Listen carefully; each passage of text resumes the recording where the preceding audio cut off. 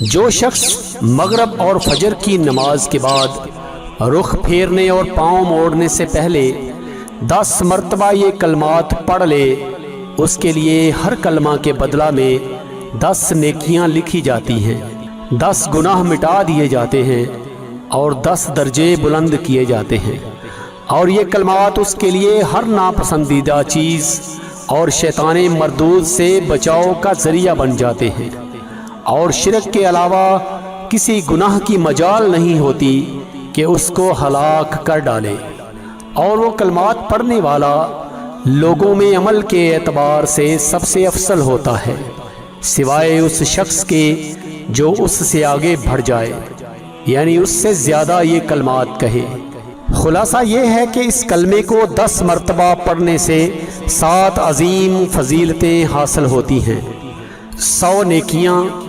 100 گناہ معاف، 100 درجات بلند، ہر قسم کی آفات سے حفاظت، شیطان مردود سے حفاظت، سوائے شرک کے کوئی گناہ اس کو ہلاک نہ کر سکے گا، وہ اس دن سب سے افضل عمل کرنے والا ہوگا، سوائے اس شخص کے جو اس سے بھی زیادہ پڑھے۔ لا الہ الا اللہ وحدہ لا شریک لہ لہ الملک ولہ الحمد بیدہ الخیر یحیی ویمیت وہو علی کل شیء قدیر۔ اللہ کے سوا کوئی معبود نہیں، وہ اکیلا ہے،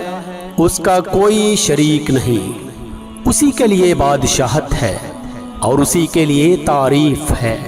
اسی کے ہاتھ میں ساری بھلائی ہے، وہی زندہ کرتا ہے اور وہی موت دیتا ہے، اور وہ ہر چیز پر قادر ہے۔